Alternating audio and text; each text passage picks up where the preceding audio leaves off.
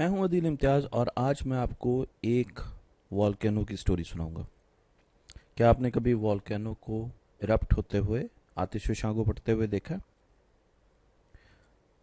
आतिशबाजी जब फटते हैं तो बहुत ज़ोर से एक धमाके की आवाज़ आती है। करीब करीब के लोगों को ज़मीन हिलती है, उसमें से बहुत ज़्यादा डस्ट और गैसेस बाहर निकलती हैं और फिर लवा भी निकलता है। तो अब हम ये देखते हैं कि आतिशबाजी जो हैं वो कहाँ कहाँ पर होते हैं और रॉक्स कैसे बनती हैं उनसे। तो जब भी आतिशबाजी फटते हैं तो उसके बाद उनमें से एक ऑरेंज कलर का लिक्विड निकलता है जो कि बहुत गर्म होता है, उसको हम लावा कहते हैं। और वो बहुत ज़्यादा डेंस भी होता है, उसकी डेंसिटी भी बहुत ज़्यादा होती है। और वो आहिस्ता आहिस्ता पहाड़ से नीचे होता हुआ शहरों की तरफ आता है। तो हमने मूवीज़ में देखा है कि लावा शहरों की तरफ आ रहा है और लोग भाग रहे हैं। लावा इतना गर्म होता है कि उसका कलर जो है वो ऑरेंज हो चुका होता है, ऑरेंज। और ये जो कलर ऑरेंज होता है, इससे देख के हमें अंदाज़ा हो जाता है कि ये बहुत ज़्यादा गर्म है और ये नीचे की तरफ फ्लो करता है, पहाड़ से नीचे की तरफ, खेतों की तरफ, खलिहानों की तरफ, हर तरफ जो है ये फ्लो कर रहा होता है। और इसके रास्ते में जो भी चीज़ आती है ये जला देता है, चाहे वो जंगल हो, चाहे लकड़ियाँ हों, चाहे शहर हों। कोई भी चीज़, गाड़ियाँ हों, इसके रास्ते में आएगी तो ये उसको जला देगा। इसका और ये क्यों जलाएगा? उसकी वजह यह है कि इसका टेम्परेचर बहुत ज़्यादा होता है। यहाँ पर आप एक और चीज़ भी देखें कि लावा जो है वो ऊपर से ब्लैकिश हो चुका है, काले रंग का हो चुका है। और साइड से जहाँ जहाँ ये जा रहा है आग लगाता जा रहा है। ठीक है जी। जो गर्म लावा होता है वो इस किस्म का होता है, ऑरेंज कलर का। जब लावा ऐसा ऐसा ठंडा होता है तो वो काले रंग का होना शुरू हो जाता है, ब्लैक कलर का ऊपर से होना शुरू हो जाता है और हर चीज़ को जलाता जाता है, क्योंकि इसका टेम्परेचर होता है 1500 सेंटीग्रेड के करीब करीब। हमारा जो पानी बॉयल करता है, जब हम चाय बनाते हैं तो जो पानी उबल जाता है वो 100 सेंटीग्रेड पे उबलता है। और लावा कितने टेम्परेचर पे होता है? 1500 सेंटीग्रेड। तो इससे अंदाज़ा लगा रहे हैं कि लावा जो है वो कितना गर्म होता है। और अब आप ये देखेंगे ये लावा अब ऐसा ऐसा ठंडा हो गया है और इनके साथ एक आदमी खेल भी रहे हैं, जो कि अच्छी बात नहीं है। पर इसमें जो दिखाने का मकसद है वो ये है कि आपके पास ऊपर ब्लैक कलर की एक तय आ जाती है जब लावा ठंडा होता है। ठीक है। नीचे आप देखें अभी भी आपको ऑरेंज कलर नज़र आ रहा है, पर ऊपर एक काले रंग की तय चढ़ रही है आहिस्ता आहिस्ता। और जब ये और ठंडा होगा तो ये तय और बढ़ती जाएगी, बढ़ती जाएगी। और फिर क्या होगा? और ये ठंडा क्यों होगा कि कई मरतबा बारिश हो जाएगी और कई मरतबा सर्द हवाओं की वजह से ऐसा ऐसा ठंडा हो जाता है। तो ये ऐसी शक्ल में आ जाता है, ये ऐसी फॉर्म में आ जाता है। ये लावा जमा हुआ लावा है, ठंडा हुआ हुआ लावा है। और आप देखें, आप कहेंगे ये तो चट्टान है, ये तो रॉक्स है। बिल्कुल ये रॉक्स है। इनको लावा रॉक्स कहा जाता है। इनका एक और नाम भी है जो हम आगे पढ़ेंगे। तो लावा जब ठंडा होता है तो वो इस तरीके का हो जाता है। वहाँ पर अब आप और कुछ नहीं कर सकते। क्यों? क्योंकि जहाँ पर लावा आया वहाँ पर अब रॉक की जो है ना आपको जगह मिलेगी। वहाँ पर अब आपको रॉक्स ही रॉक्स मिलेंगी, वहाँ पर आपको नॉर्मल ज़मीन नहीं मिलेगी। पर आपने कभी सोचा है कि क्या आपके घर के करीब जो ग्राउंड है या लॉन है उसमें कभी आतिशबाजी निकल सकता है एकदम? यानी आप रात को सोए और सुबह आपने देखा तो एक पहाड़ निकला हो या लावा निकल रहा हो। क्या आपने सोचा कि ऐसा हो सकता है? मूवीज़ में कई मरतबा दिखाते हैं। तो मैं आपको बताता हूँ ऐसा ही एक वाक़या जो एक किसान के साथ हुआ जो मैक्सिको के मुल्क में रहता था। मैक्सिको एक मुल्क है जो अमेरिका के करीब है और उसका एक शहर है पैराकुटिन। पैराकुटिन में एक किसान था जिसका नाम था डिनीसियो। डिनीसियो एक दिन अपने फार्म में, अपने खेत में हल चला रहा था और कॉर्न्स जो हैं, जिनको हम भुट्टा कहते हैं उर्दू में, वो बीज रहा था। अब वो बड़े पुरसकून तरीके से हल चला रहा था कि अचानक क्या हुआ कि ज़मीन जो है वो हिलना शुरू हो गई और ज़मीन में उसको दरार नज़र आई बहुत बड़ी। उसने समझा कि जल्जला आ गया और वाकई जल्जला आ गया था। तो वो फौरन अपने खेत से भागा और कुछ दूर जाके जब उसने देखा तो उसको अपने खेत का पता क्या हाल हुआ नज़र आ रहा था? ये हाल हुआ नज़र आ रहा था। खेत में एक दरार पड़ चुकी थी और उसमें से लावा निकल रहा था। अब वो बड़ा हैरान हुआ कि यहाँ पर तो दूर दूर तक कोई पहाड़ नहीं है, फिर ये मेरे खेत में से लावा कैसे निकलना शुरू हो गया? लावा तो पहाड़ों से निकलता है, तो यहाँ पर तो कुछ पहाड़ नहीं है। पर उसके देखते ही देखते लावा जो है वो वहाँ पे इकट्ठा होता रहा, और फिर वो जम के उसने 100 फीट ऊंची एक छोटी सी पहाड़ी बना दी। अब दनीसियो बड़ा हैरान हुआ, लावा देखें यहाँ पर भी जमा हुआ है, यहाँ पे भी जमा हुआ है, और लावा मजीद निकली जा रहा था वहां से, उस क्रैक से जो क्रैक जमीन में पड़ा हुआ था। और ये जो पिक्चर है ये दनीसियो की एक्चुअल पिक्चर है, और उसके साथ वो पहाड़ी भी है। ये वो पहाड़ी है जिससे दनीसियो जो है वो अचानक उसके खेत में बन गई लावा के निकलने से। और आप देखें ऊपर डस्ट भी जा रही है। अब लावा जो है वो निकला और वो शहर की तरफ आना शुरू हो गया, पैराकुटन की तरफ आना शुरू हो गया। लोग वहां से भागे, उन्होंने कहा जल्दी जल्दी अपना सामान उठाओ, भागो, हम कुछ अरसे बाद फिर दोबारा आ जाएंगे। पर जब कुछ अरसे बाद लोग दोबारा आए और उनका ख्याल था कि अब लावा ख़त्म हो चुका होगा, तो उन्होंने देखा कि लावा जहाँ जहाँ पे था वहाँ पे तो रॉक्स बन चुकी हैं। लावा तो ठंडा होकर हर जगह पर, सड़क पे, उनके होटल्स पे, बिल्डिंग्स पे, हर जगह पर उसने सख्त चट्टाने बना दी हैं। अब वो बड़े परेशान हुए क्योंकि अब वो अपने शहर में तो नहीं रह सकते थे, आपको तो उनको कहीं और जाना था। ये एक एक्चुअल पिक्चर है पैराकुटन के शहर की। और अगर आप यहाँ पर देखें तो ये आपको लावा रॉक्स नज़र आ रही हैं।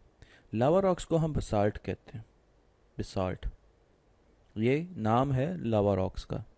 पर आप अगर आप इस बिल्डिंग को देखें तो आप कहेंगे जी ये बिल्डिंग तो जली नहीं, ये वाली बिल्डिंग तो नहीं जली। ये बिल्डिंग इसलिए ज़िंदा रह गई, या ये बिल्डिंग इसलिए अभी तक मौजूद है क्योंकि ये खुद रॉक से बनी हुई, ईंटों से बनी हुई है। अगर ये लकड़ी से बनी होती तो ये भी जल जाती, पर ये ईंटों से बनी हुई थी इसलिए ये रह गई। अब सवाल यह है कि दनीसियो जो है उसके खेत में अचानक लावा कहाँ से आ गया? उसके लिए हम सबसे पहले थोड़ा सा देखते हैं नक्शा मैक्सिको का।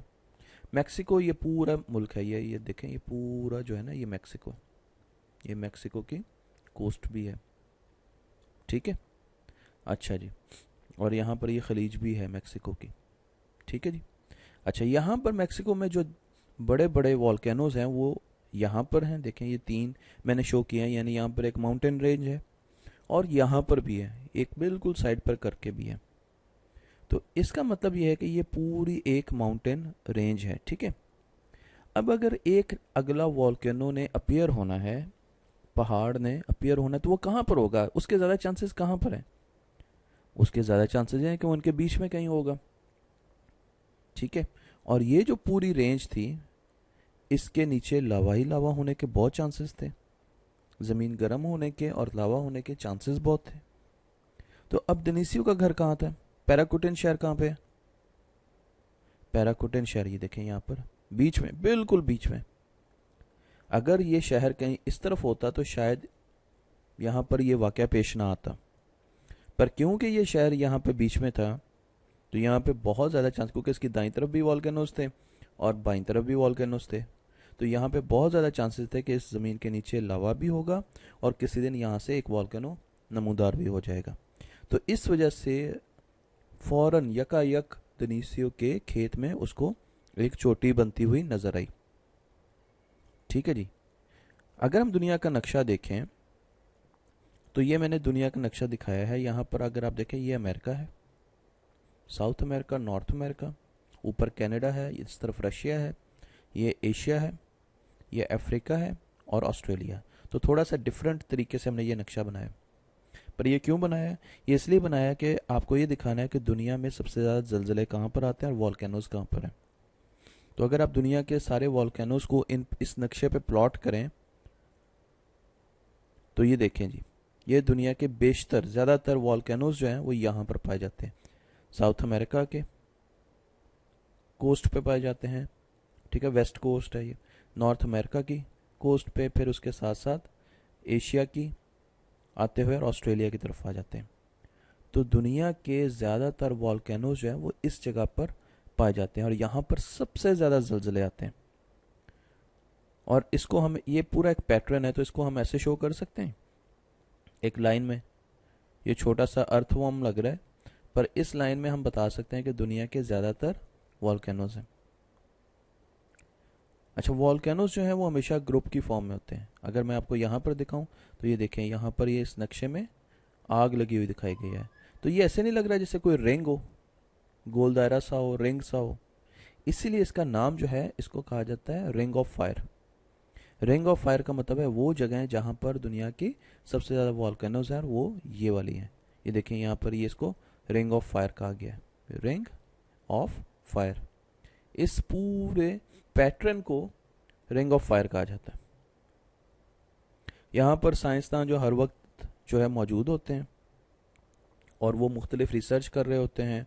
वो जो लावा है उनके सैंपल्स ले रहे होते हैं, वो देख रहे होते हैं ज़मीन का टेम्परेचर क्या है। ये देखिए, ज़मीन से भाप उठ रही है, इसका मतलब इसका टेम्परेचर बहुत ज़्यादा है, नीचे वॉल लावा होने के चांसेस काफ़ी ज़्यादा हैं। वो लावा के पैटर्न्स देख रहे होते हैं, तो वो ज़मीन की रॉक्स की भी स्टडी कर रहे होते हैं। तो हर वक्त साइंटिस्ट जो है वो इस तगोदौ में लगे रहते हैं कि हम पहले ही प्रिडिक्ट कर दें कि अगला ज़लज़ला कब आने वाला है। अच्छा, यहाँ पर जितने भी हमारे पास वॉल्केनोज हैं दुनिया में, 75% इस रिंग ऑफ फायर में। और इसमें एक अहम चीज़ ये है कि ये वॉल्केनोज हमेशा ग्रुप्स में होते हैं। अकेले अकेले वॉल्केनो आपको बहुत कम मिलेंगे, 3 4 6 10 के ग्रुप्स में। तो सपोज ये देखें, एक बहुत बड़ा ग्रुप चल रहा है यहाँ पर, यहाँ पर, यहाँ पर, और आपने अगर यहाँ पर घर बना लिया, तो आपके ख्याल में किसी दिन यहाँ पर वॉल्केनो ज़मीन से लावा निकलने के या वॉल्केनो के नमूदार होने के चांसेस ज़्यादा हैं बनिस्बत ये कि आप एशिया में जाके घर बनाएं। एशिया में अगर आप घर बनाएंगे तो वहाँ पर वॉल्केनो के आपके ग्राउंड में नमूदार होने के चांसेस बहुत कम होंगे। पर अगर आप यहाँ पर बनाएंगे तो उसके बहुत ही ज़्यादा चांसेस हैं कि किसी न किसी दिन यहाँ से एक वॉल्केनो जो है वो ज़मीन से बाहर आ जाएगा, लावा जो है वो वॉल्केनो को बना देगा। अब हम पाकिस्तान की तरफ आते हैं। पाकिस्तान में भी जल्जले बहुत आते हैं। पाकिस्तान में जल्जले कहाँ पर आते हैं और उनके सोर्स क्या होती हैं?